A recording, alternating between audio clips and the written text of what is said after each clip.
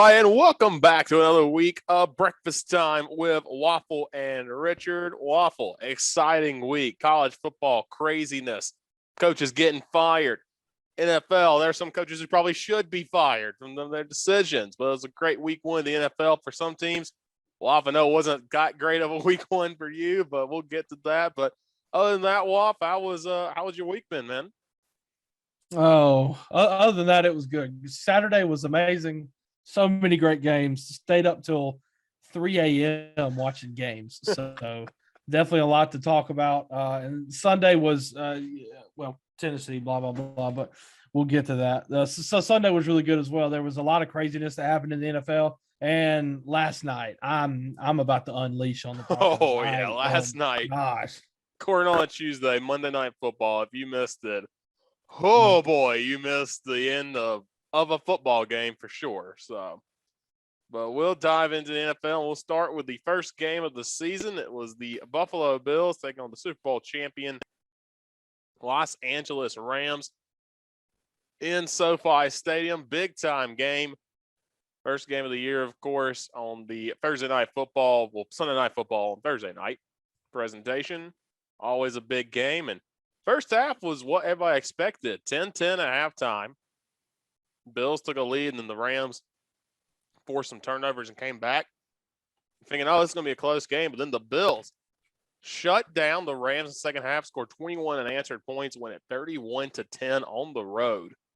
Josh Allen, 26 of 31 for 297 yards, 3 touchdowns, also threw 2 picks, and also ran for 56 yards and a touchdown where he dunked it over a player. That's what it looked like. A matter of Michael Jordan in Space Jam.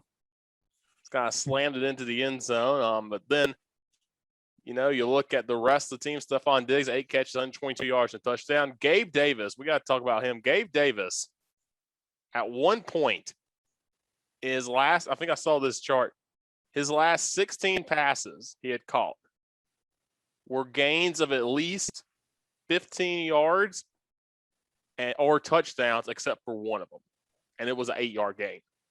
So Gabe Davis, and that's dating back to the playoffs last year against the Chiefs. Gabe Davis has become wide receiver number 2 for sure. He had 4 catches, 8 yards, and a touchdown. Also, Isaiah McKenzie had a touchdown catch. But then the Rams, Matthew Stafford, 29 for 41, 240 yards, 1 touchdown, 3 picks, and was sacked 7 times by this Bills defense. And again, this is a Bills defense. You have Von Miller. Von Miller did his job. Von Miller gets in there and has 2 sacks, 3 tackles for loss in this one. AJ Espinoza had 1.5 sacks. Boogie Basham had a sack, and he had a pick off a deflected pass. They returned 21 yards. That's a defensive lineman doing that. Jordan Phillips had a sack and a half. Greg Rousseau had a sack. Just fantastic day. Jordan Poyer had a pick. Dane Jackson had a pick. And again, this is a Bills defense, and it could have been worse. The Bills also had 2 fumbles by Zach Moss and James Cook. So you take that out, this could have been a lot worse, Waffle. And this is also the defense turning up like this with Jordan Poyer not at 100%. Cooper Kupp still got his. He did really well. 13 catches, 120 yards, and a touchdown. And you don't have Trey White. He's still hurt.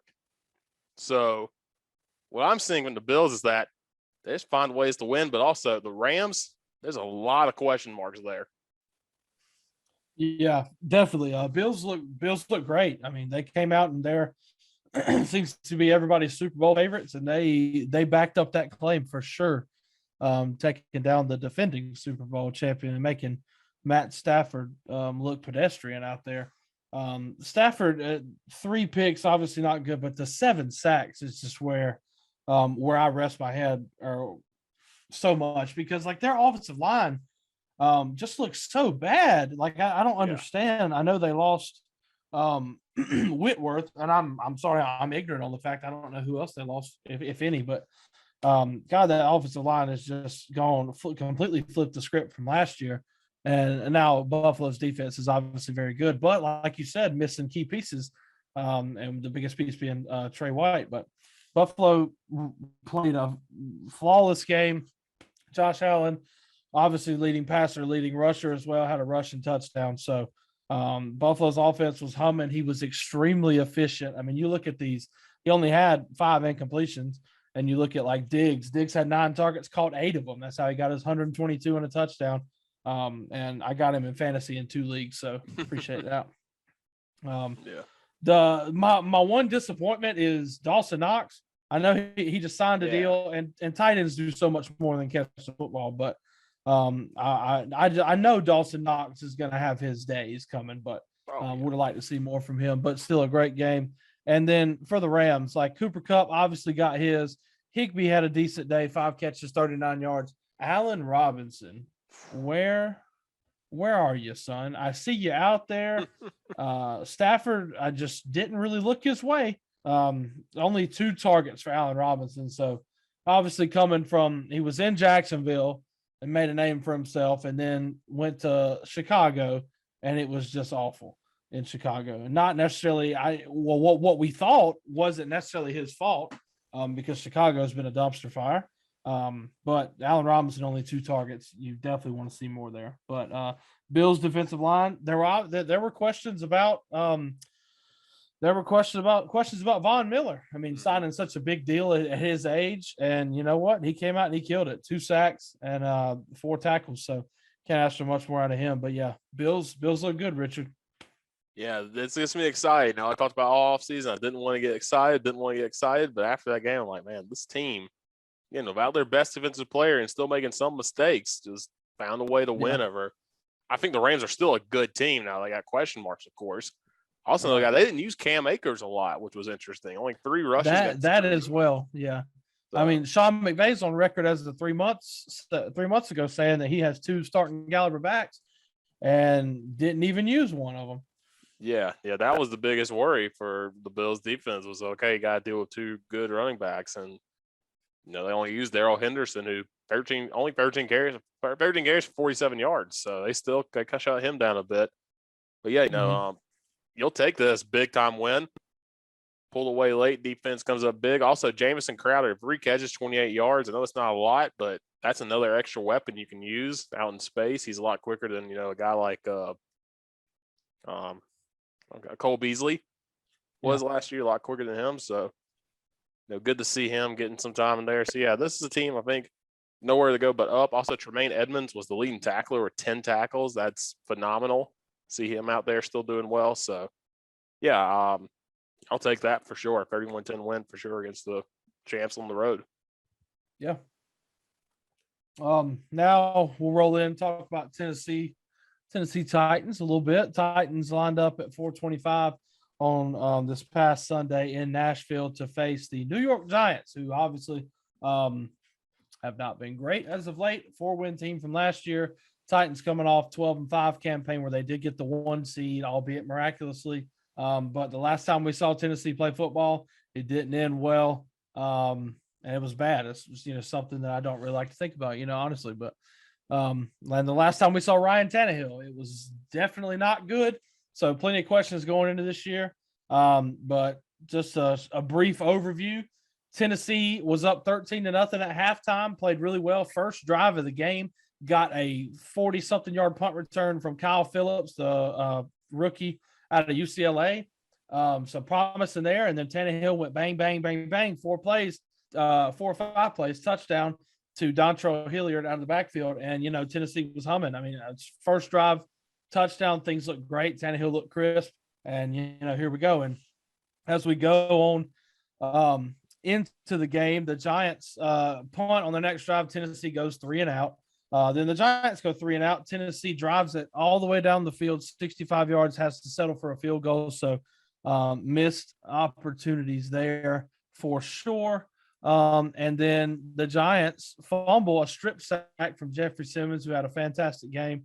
And the Titans are able to turn that into 3 points. So definitely, I mean, you're leaving 8 points there on the board. Is that right, Math? Yeah.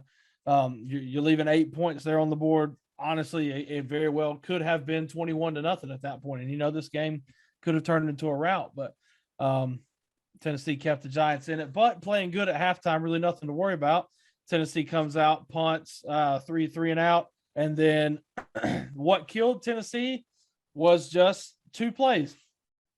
2 plays killed Tennessee. And the first one was the Giants' first drive of the second half. Saquon Barkley looks like he's back in form. 68-yard run from Barkley that set up the Giants to go 3 more plays and punch it in the end zone with Saquon Barkley. So now it's 13-6 because they botched the snap on the extra point. And then they force another 3 and out. So momentum starting to shift. Giants get the ball back. They run Saquon for a loss of 1. And then coverage breakdown by Christian Fulton, who was very good last year, but did not have a good game on Sunday, which is worrisome. But I'm it's the first game; he'll figure it out. But and the Giants score 2 plays, 64 yards, a 65-yard pass from Daniel Jones to Sterling Shepard, which gets them right back in the game. Tennessee responds by driving it straight down the field, 75 yards and 9 plays, a little bit less than 6 minutes off the clock on that drive, and things look good. Looks like they righted the ship. Derrick Henry got a couple runs of double-digit yards and was just eating up some carries there. And it was another pass to Dontrell Hilliard, of all people. Dontrell Hilliard, the second-string running back that led the way last year, along with, Deontay Foreman when Henry went down. And Hilliard had a really good day. And then after Tennessee goes up 7, we exchange punts and we muff a punt. Kyle Phillips had an up and down day, but for the majority, I thought he was good. But he muffed a punt. Giants get it in the red zone, throw a pick. Hashtag Daniel Jones, praise God. And Tennessee gets it, does nothing with it, punts. But this is where Tennessee lost the game. So they throw the interception. Momentum swings back Tennessee's way. All we got to do, there's 8 minutes left in the game. Like you would like to think, obviously you would like to drive down the field, get a touch, get points of some kind. And Tennessee goes 5 plays and 17 yards and has to punt. They run Derrick Henry for a yard. Ryan Tannehill hits Chig Okonkwo out of Maryland, rookie tight end, his first catch for 19 yards. And then we run Henry for a yard on 1st and 10, 2nd and 9. We pass it short to Jeff Swaim, who gets 8 yards, and then it's 3rd and 1. And this is the play that lost the game for Tennessee. Instead of giving the ball to your bell cow running back there, who is 260 pounds now, might I add, they get cute with it. They run a tight end jet sweep to Chig Okonkwo, who is a fantastic athlete. And I am excited to see what he can do in this offense and the kind of packages they have for him. But this is just not the right time for that. No, it's not the right time. And he loses 4 yards on the play. Giants read it perfectly. And we have to punt. And the Giants gain the momentum back, 12 plays, 73 yards, score a touchdown, and they go BDE and go for 2, convert. So that puts the Titans down 1. Looking at a chance with like a minute and 6 seconds left to drive it down, put it in field goal range. And I'll give the Titans credit. I'll give Ryan Tannehill credit. He did it. This was Ryan Tannehill's first test, and he passed because he got us into field goal range. He threw an absolute dot to Kyle Phillips on the sideline that officially put us in field goal range. A 21-yard pass. We took a timeout. We had to take our final timeout. This was also a mistake. Had to take our final timeout after that play that went out of bounds because we're about to get a delay of game penalty. So little mistakes like that. Had to waste the time out there. And then at that point, 18 seconds, I really would have liked to see Tennessee try to get some more yards. I feel like you could. Even if you threw a ball over the middle, I think 18 seconds is enough where you can get up and you can spike it really quick. Like, right. 18 seconds is a lot. And I know, like, the big thing last year, obviously, Cowboys mismanaged that situation, which is not a bad play by Dak, just to bring that back up. He just has to be more aware about, getting down just a little bit earlier, because by the time he finished his run, they were well inside field goal range. But anyway, I feel like Tennessee could have done something like that, but they elect not to. And they run Ryan Tannehill for -2 yards, put it on the right hash, which is where Randy Bullock wants it. spiked the ball 4 seconds left, so it's all or nothing. And Randy Bullock goes up to kick it, and he misses it wide left. So a bad Sunday for kickers. We'll get into that later. Yeah. But and Tennessee loses. So just I do not. The first question I want to answer that people are still going to probably say is they're going to talk crap about Ryan Tannehill. And this was not Ryan Tannehill had for all intents and purposes, had a great day.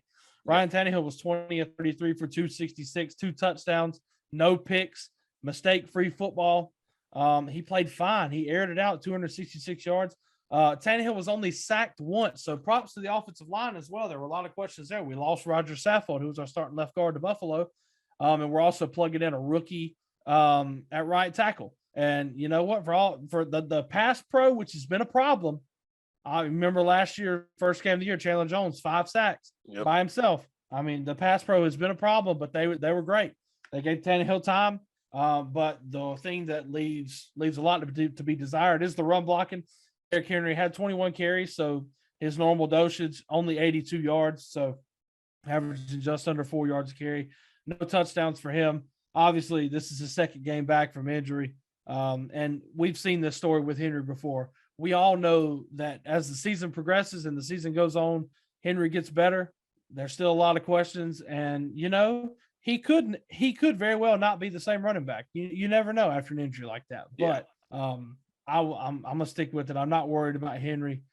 And we could have used more rushing yards today, but Kyle Phillips, leading receiver, 6 receptions, 66 yards. Saw a lot of good things out of him. I really like him, especially as the third down go-to target. I mean, he's shifty. He runs really good routes. He actually baited a couple of holding calls on the Giants defense because of his route running. Like, I was really impressed with him.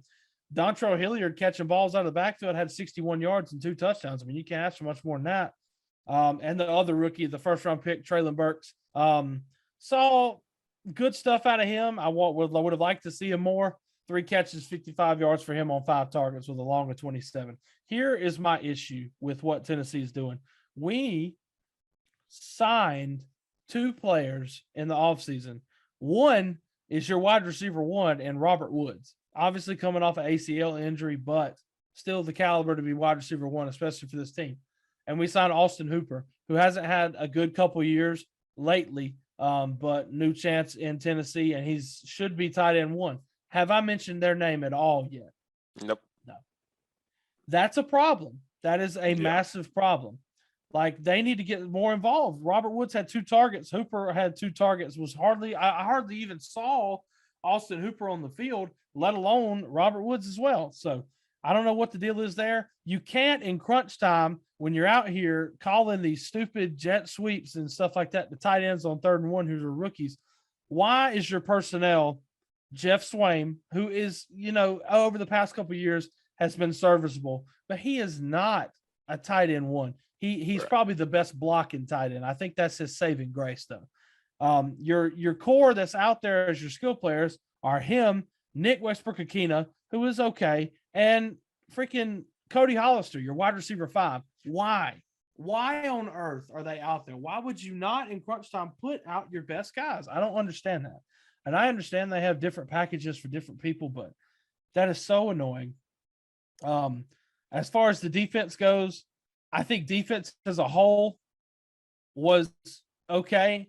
The defensive line, obviously, without Harold Landry, a lot of questions going into there. Defensive line played good. Jeffrey Simmons had a pretty good day. He had 6 tackles. He had 2 sacks. Rashad Weaver, who was the rookie last year but got hurt, a rookie out of Pitt. This is his first year. He's going to take a lot of those reps that Harold Landry had. 4 tackles, 2 sacks for him as well. So very excited about that. The one thing that did disappoint me about the defense was our linebacker play. Love David Long and I love Zach Cunningham, but linebacker play in terms of rushing defense, our rushing defense was atrocious. Yeah. The Giants ran for 238 yards. Saquon had 164 yards. I mean, what a game back for him. But the rushing defense was atrocious. And the secondary was okay. Amani Hooker had the pick. Kevin Byard led the team in tackles with 12. He's a freak. Still love him to death, obviously. Fulton got torched all day, so that's an issue. But I thought defense as a whole was not bad. And yeah, so just the thing that kills me about this game, and it was a question mark after the season, and it was something that people, including myself, complained about all last year, and wondered what was going to be done about it. And that question is Todd Downing, our offensive coordinator and play caller. I'm done. I just watching this game again, like the play calling killed us.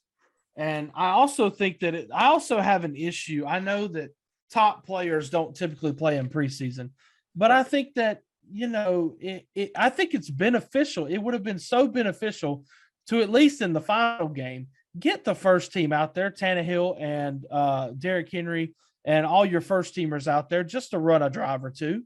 Like, because this is the first live football that they've played since they lost to Cincinnati. Yeah. And I think that's an issue. Like, I don't like that. And the play calling was atrocious. Todd Downing's whole run on first down, run on second down, throw on third down, that is just a 3 and out waiting to happen. And I understand, like, if the Chiefs did that, they would probably be okay, because, they have the skill players for it. The flat out truth is that while I think Tennessee still is very good, and I'm still going to ride with Ryan Tannehill, and obviously I love Derrick Henry, the offense is just not skilled enough to do that. The run blocking was not good enough to warrant running twice and then just throwing it, and it's freaking 3rd and 8 after Derrick Henry musters 2 1-yard runs. I think it's just so stupid. I don't get that. And what the Titans did to combat that was they brought in Tim Kelly, who was with Houston last year and led a really good passing game campaign with Davis Mills. And bringing him over is to be like a helper, like an offensive assistant. But the problem still lies with Downing. Like, why are we calling these plays?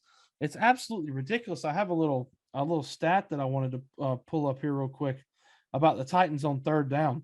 The Titans failed on 8 third downs on Sunday.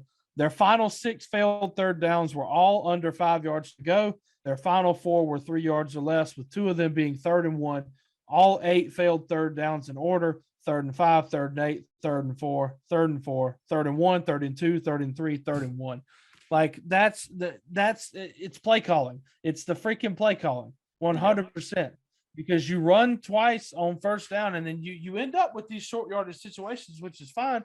And then the play call is so freaking stupid, like running a tight end jet sweep on 3rd and freaking 1 when the game's on the line. I'm absolutely done. I hate to be that guy, but I tried to not even be this guy in terms of Will Muschamp. I never want to be the guy that's going to call for somebody's job. But like, Todd, something's got to change. Either Todd Downing's got to go, or for all I care, he can stay on staff, but make Tim Kelly the play caller. Yeah. Something's got to change with that. It's ridiculous. At the end of the day, this is a bad loss. Now, the Giants might be improved. It's still Daniel Jones, but if Saquon Barkley can, run like that every freaking week, obviously they're going to be pretty good. But this is not a loss you want to take, especially at home, especially with how the last game you played went. It's just not good. Even though I thought that Ryan Tannehill looked great, if Ryan Tannehill does that all year, we'll have a successful year. But we got to get the play calling right. It's ridiculous. Just to shed a brief light on the Giants. Daniel Jones was 17 to 21, 188 yards, 2 touchdowns, 1 pick. Got sacked 5 times by the Tennessee defense. Barkley, 18 carries, 164 yards, and a touchdown. I mean, you can't ask for any better than that. He was amazing. Yeah.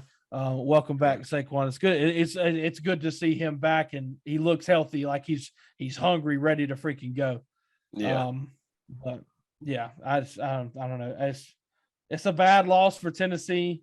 I think that I know it's early, and the chances that they're going to make any kind of coaching changes, anything like that, are slim to none. But I mean, how can everybody like, and Twitter, Titans fans everywhere can see and point out that Todd Downing is a problem, and nobody's doing anything about it? I don't understand that. And I love Mike Vrabel to death. I will back him. He deserved Coach of the Year last year. He was the Coach of the Year. I want him to be in Tennessee for years to come because I think he is amazing and he always gives us a shot to win. But this is ridiculous. This needs to change. So that's my Titan spiel. Bad loss, ugly loss, was upset. Saw positives, but I mean, how positive can you be when you go to Buffalo next week? I mean, it's what it is. Yeah, that's tough. I mean, first half you're home and row long, and second half just some interesting play calling that kind of kills you. So, but yep, like I said, good to see Saquon back healthy.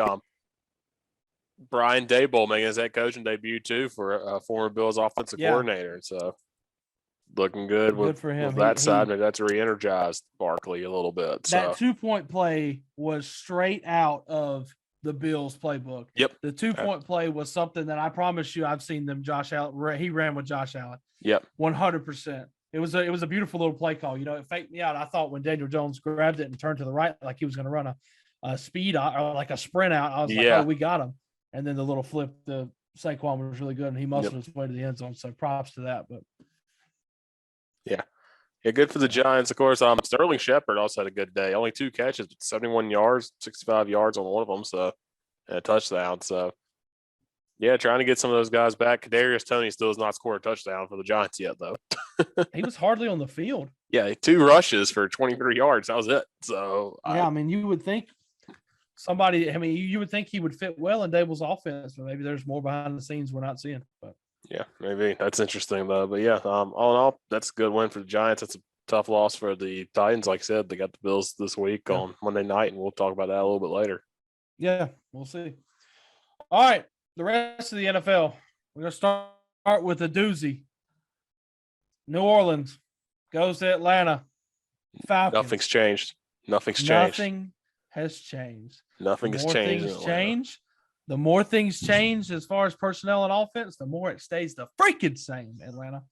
Wow. I mean, just Falcons blow it, lose 27-26. Mariota, look, you know my Mariota stance. I've always loved that man. For all intents and purposes, Mariota had a very good day. 20 of 33, 215, no touchdowns through the air, no interceptions. Had 72 rushing yards and a touchdown. I mean, if he gives you that every week, I mean, I think that's going to put you in a good position to win.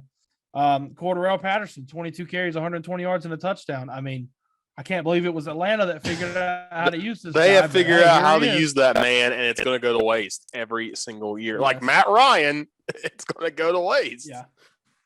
Right. Drake London, wide receiver, 5 catches, 74 yards. Kyle Pitts, no show. Hello, where you at, son? Yeah.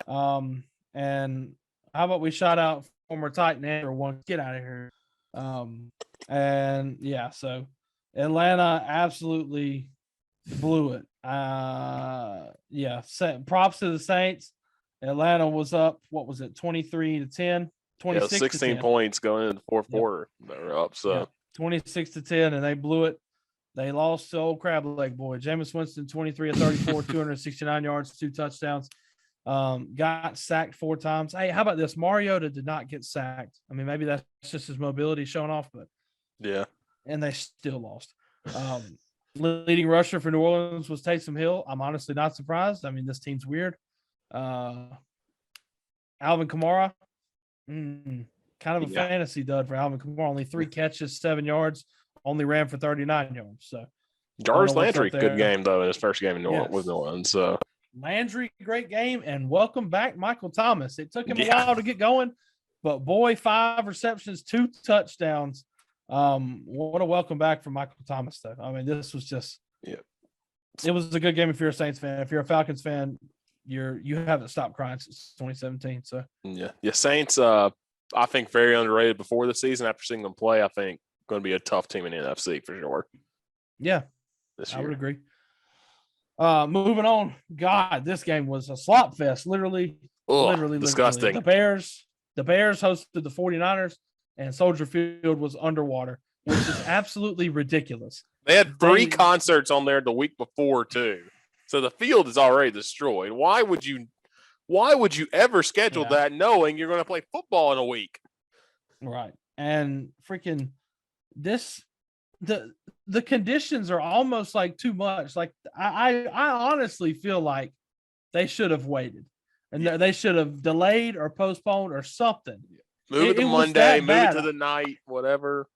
I've never seen anything like it. Now, like you think back to Pittsburgh and Miami on Monday Night Football back in like 07, 08, Yeah, I think it was 07, where it was like a mud fest and that punch stuck straight in the ground. Yeah. Like that was bad. What was it? What Bills and Colts a couple years ago? Yeah. Snow game. Yeah, Eagles, Lions in the snow.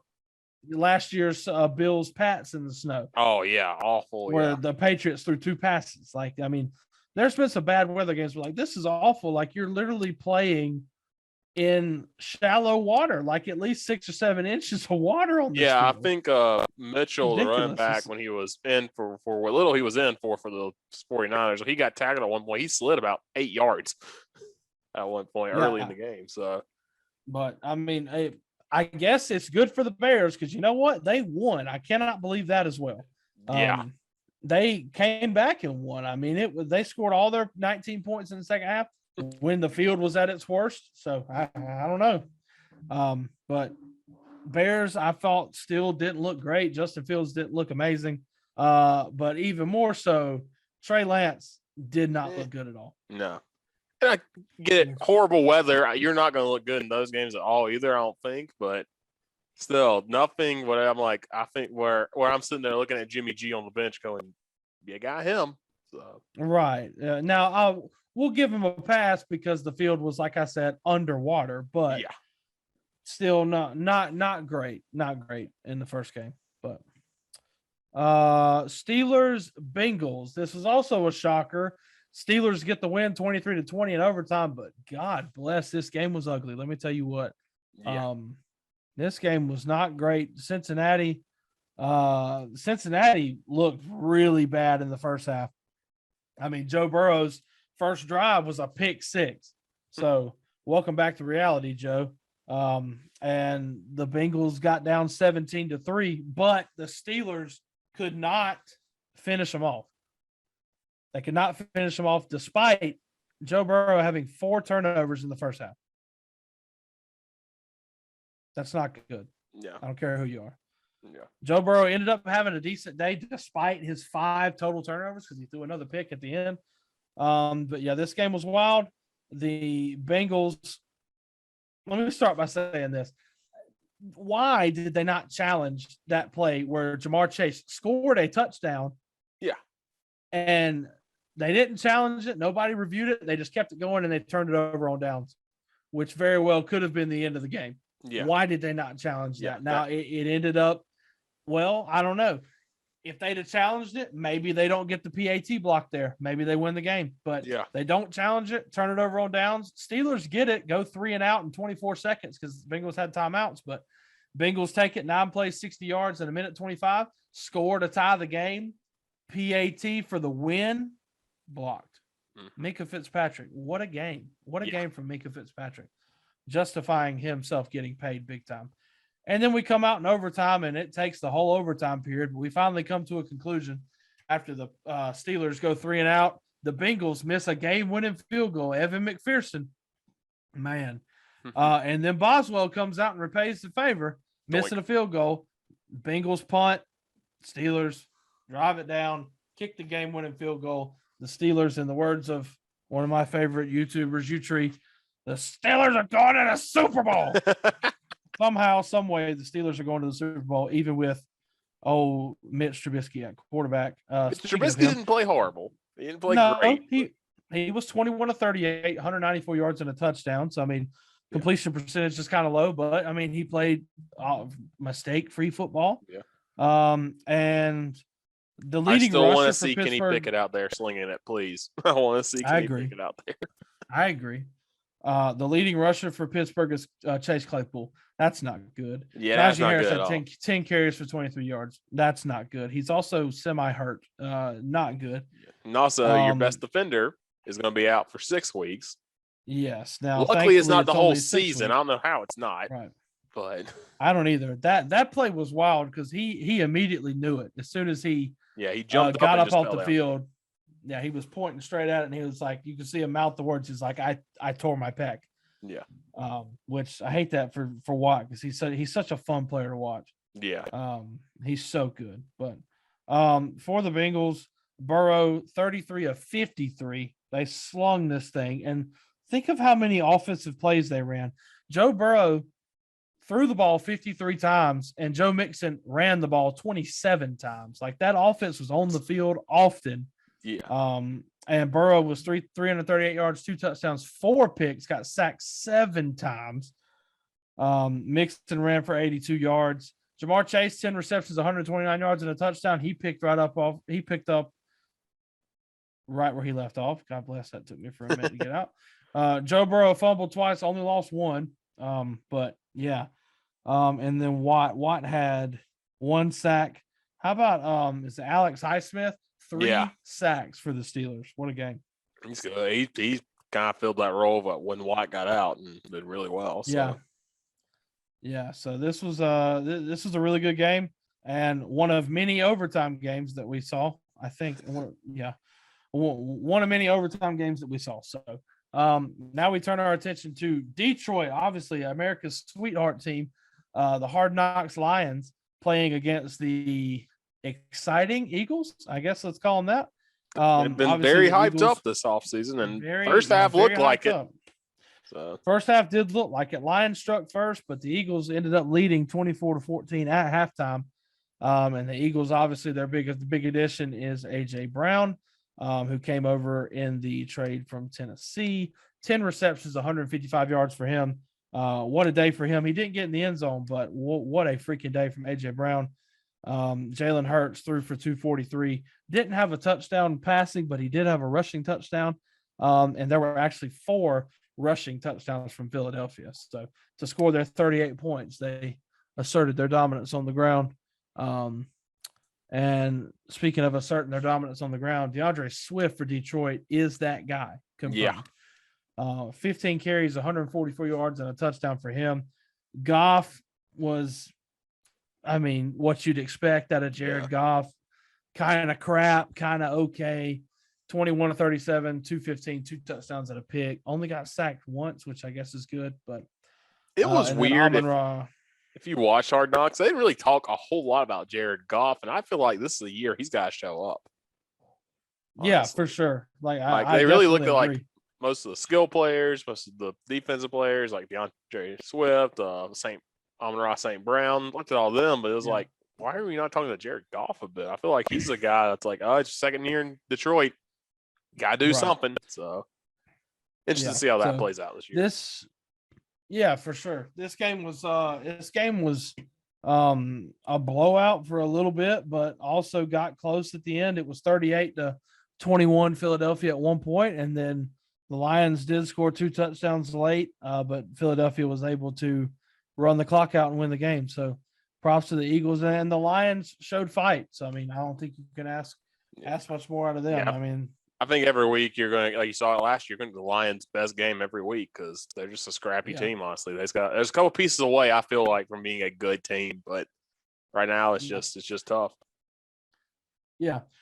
These next couple games, I don't have a whole lot to say about them. The Dolphins beat the Patriots 20-7. My 2 takeaways were Tua was okay. He had some good plays. He had some bad plays. Tyreek Hill was good for them as well. He had 12 targets and 8 catches, 94 yards. Waddle picked up where he left off. So they definitely got weapons. Yeah. They got weapons and still no run game, which is not good. Yeah. But the Patriots looked bad. The Patriots looked like they didn't know what was going on. No, they did not. They lacked really skilled wide receivers. Mac Jones, 21-30, 213, a touchdown and a pick for him. So he had a QBR of 9.7. So if you put a lot, we'll also mention too, the Dolphins have now won 4 straight over the Patriots, which is wild to think about. That is wild to think about. So but good win for the Dolphins, getting out on the right foot in the season. And then we go to New York, the Jets home game against the Ravens. The most exciting part about this game was the 9/11 tribute at the beginning, which was beautiful, and the stadium singing the national anthem was very cool. But the Jets stunk it up. And the Ravens won really, really easy, 24-9. This game was boring. They never really even showed it on freaking Red Zone channel hardly. Yeah, I only saw was the couple early touchdowns by the Ravens and that last garbage time touchdown by the Jets make it respectable somewhat. But yeah. Yeah. So Lamar Jackson looked pretty good, 17-30, 213, 3 touchdowns and a pick. He only ran for 17 yards. So all you Lamar Jackson as a running back crowd can shut up. And yeah, Bateman had 2 catches, 59 yards and a touchdown. Duvernay had 4 catches, 54 yards and 2 touchdowns. A fantasy monster game for him. Jets leading receiver Corey Davis, 6 receptions, 77 yards. Their rookie Garrett Wilson, 4 receptions, 52 yards for him. Michael Carter had a decent day. He ran for 60 yards. And he also caught 7 balls for 40 yards, so a decent day for him.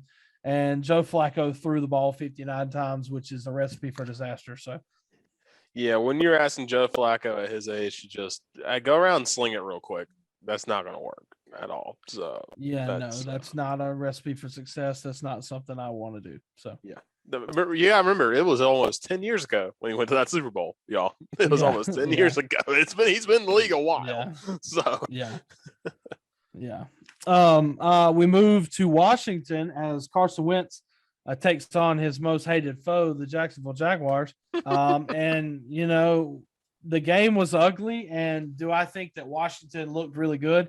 No. Do I think that Carson Wentz looked amazing? No, but he did throw 4 touchdowns, had 2 picks. So it is what it is. And they got the win. So good for Washington, I guess. Antonio Gibson had 58 yards on the ground. Antonio Gibson was also the leading receiver, 7 receptions, 72 yards. Terry McLaurin was on the verge of being an absolute fantasy bust with 2 catches, but he had 58 yards and he did have a touchdown. So I guess that saved it. But only 4 targets. That's ridiculous. Get him involved. Are you kidding me? He is your best skill player. Now, rookie wide receiver Jahan Dotson, 3 catches, 40 yards, 2 touchdowns for him. Shout out to him. Very nice game from him. And let's move to Jacksonville. Trevor Lawrence, 24-42, 275, a touchdown, a pick. Fine.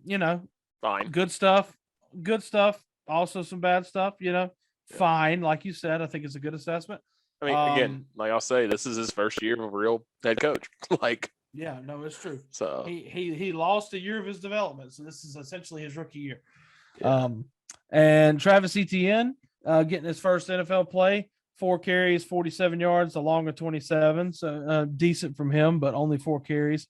And then the guys they paid all the money to that changed the wide receiver room, which eventually led to A.J. Brown leaving the Titans. I freaking hate you, Jacksonville. Christian Kirk, 6 receptions, 117 yards. And Zay Jones, 6 receptions, 65 yards. So, yay, good for them. But Jags lose, so I'm happy. Yeah, I just want to mention too, because we need to mention how the Commanders have always been a horrible, just poverty franchise. Did you see they were selling coffee mugs with the state of Washington on them instead of Washington, D.C.? No, I did not. Are you kidding me? Yes, and someone on Twitter bought them, and she thinks she's the only one that actually bought one because she thought it was so funny, but they quickly pulled them from the shelves as they went on Twitter. But it literally says Washington State of Mind and has the state of Washington with the Commanders logo in it.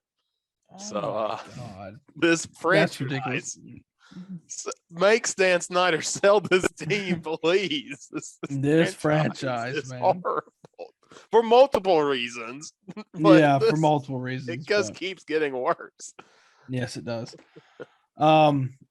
Browns, Panthers. A lot of questions in this game. Baker Mayfield, new starter for the Panthers. Is this Baker Mayfield revenge day? Playing his former team in the Browns, who are obviously without Deshaun Watson, having to start Jacoby Brisket out there. And this game was 0-0 after the first quarter. It was very ugly. But Cleveland scored a lot in the second, 17 points to Carolina 7, so up 10 at half. And a feverish comeback from the Panthers was almost enough, but the leg of Cade York, rookie kicker from LSU, said otherwise. So Baker Mayfield, Mhm. Sorry, before that too, you had the questionable roughing the passer call, which I think was the right call on that one. It Yeah. was a little high, but then Mhm. Brissett goes down there to spike it, and he does a little pump fake, and Yes. that's what I thought. I was like, that should be intentional grounding, which would have been loss of down and it would have been a 10-second runoff. And I think that would have left. I don't think any time left, honestly. I think there's 8 seconds when he spiked it or something like that. So Yeah. that was an Yeah, that interesting was no call for sure. I'm interested to see that what was real confusing, and I think that definitely should have been called grounding.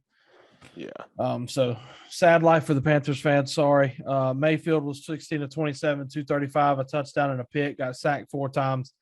He had some good things. Like, I mean, the deep bomb touchdown was nice, but everything else was underwhelming. Also underwhelming, Christian McCaffrey, 10 carries, 33 yards, did have a touchdown, only 4 catches out of the backfield. So definitely not living up to par for his game. Leading receiver, Robbie Anderson, not DJ Moore, 5 receptions, 102 yards, and 1 touchdown for him. So great day from him, but not a whole lot from anybody else. Baker Mayfield fumbled the ball 4 times. He lost none of them, but he did fumble 4 times. Yeah, I just want to that, mention that that. ain't good. No. Jacoby Brisket was 18 of 34, 147 yards and a touchdown. I mean, it got the job done, but you Remember, you got to have this for 11 weeks. So, yeah. and there's a lot better teams led. you're going to play in the next 11 weeks. Right. Yeah. They were definitely led by their stud backfield, who we already knew was good. Nick Chubb, 22 carries, 141 yards, no touchdowns for him on the ground or at all. But Kareem Hunt, 11 carries, 46 yards, and I think he had 2 total touchdowns. So great day from him. But yeah, this game came down to a field goal, and kickers had a bad day. Kickers had a really bad Sunday, but Cade York, the rookie, man, absolutely drilled it. 4 of 4 on his field goals, 2 of 2 on extra points, with his longest being the last one, 58 yards. So, you know what? Good for him. Yeah, good for him for sure. This is the first time the Browns have won a road opener since 1994. And the first time they have won a season opener since 2004. So, Yeah. Hate to be on that end if you're a Panthers fan for sure. So, yeah. Now I would guess that the majority of people listening to this, and obviously you, Richard, we know the outcome of this next game we're going to talk about, but I want to start with something different real quick. I want to start by reading you the team stats, and then I'm going to ask you what you think the score would be. So team 1, being Indianapolis, had 517 total yards of offense. That's a pretty good day at the office, wouldn't you say? oh yeah, for sure. And they ran 90 plays to team 2, Houston's 68. So 22 more plays. Houston only had 299 yards of offense. And the Colts had 1 less drive than Houston did. They had 13 more first downs than Houston. And Colts turned it over twice. Houston turned it over once. Looking at those stats, I would be safe to assume that you would think the Colts played pretty well and dominated this football game, wouldn't you think?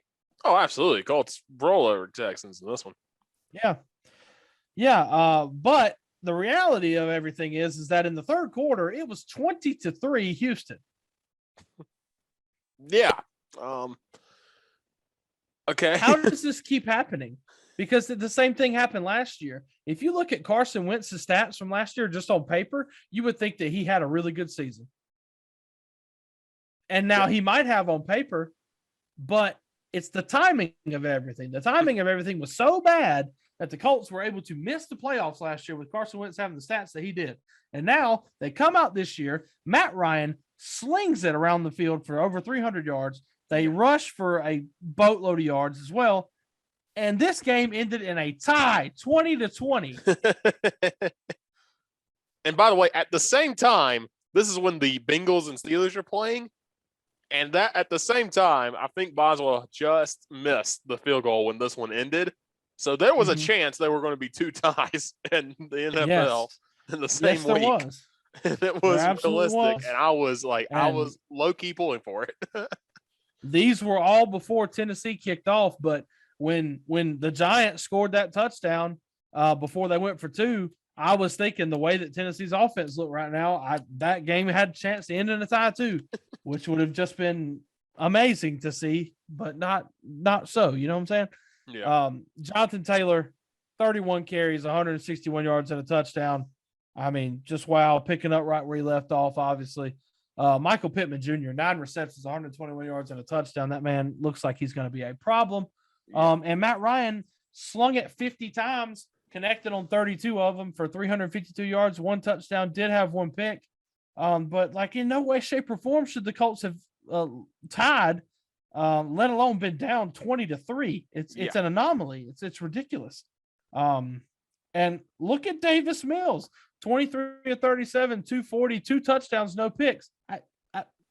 Come on, man. Like Davis Mills, look, I'm not saying that I would want Davis Mills starting for my team, but this kid is a lot better than I think a lot of people give him credit for.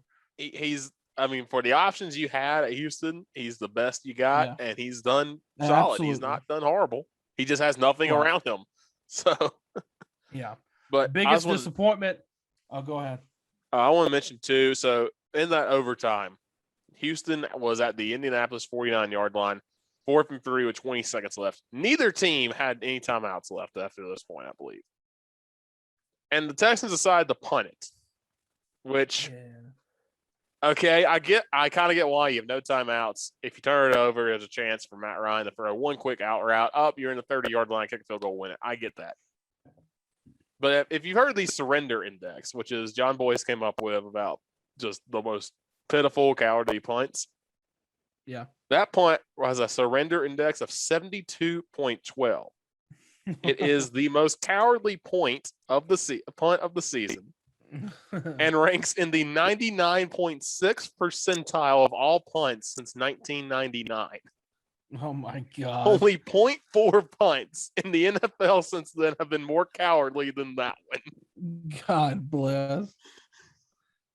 Oh, so Lovie Smith sat there and said, you know what? We're undefeated. Let's go punt it. Wow. So, yeah, that's the kind of game you got in Houston on Sunday. Yeah. Oh, my gosh. Biggest disappointment of the day was obviously Damon Pierce for Houston. Heard a ton about him in the offseason, and he won the running back one job over Rex Burkhead. Offensive line still sucks, though, I guess. So he only ran for 33 yards. Not great for him. Houston is bad. I do not think the Colts are bad. This is just like, I know I'm a Titans homer, but I don't think that Tennessee's bad either, and they lost to the Giants the same way that I don't think the Colts are bad and they just tied the Texans. Like, I think both teams are going to be fine, but it's no secret that after week 1, the AFC South, nobody has a win, and the 2 teams that tied are tied for first place, which is just absolutely bonkers. This division sucks, but I think that Tennessee and Indianapolis are gonna be fine. Yeah, but I think the AFC South has overtaken the NFC East as the worst division. I'm just gonna say it right now for sure, 100%. So that's depressing. But you gotta be like the NFC West though. A couple like 10 or 15 years ago, and have a team with a losing record make the playoffs. That's what you gotta have. The Seahawks. Yes, amazing. Charlie Whitehurst, baby. Let more Jesus one day. Oh my gosh, this game sucked.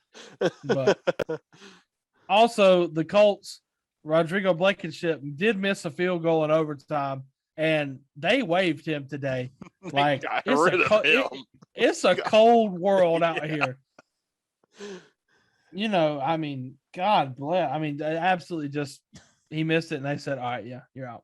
Like, you know what? Nope. Surely that has to be. They have to have had their eye on somebody. They have to have a replacement in mind. There's no way they would just take their one kicker and be like, "All right, see ya," and then go back to the drawing board and be like, "Oh, God bless, we got 6 days to find a kicker."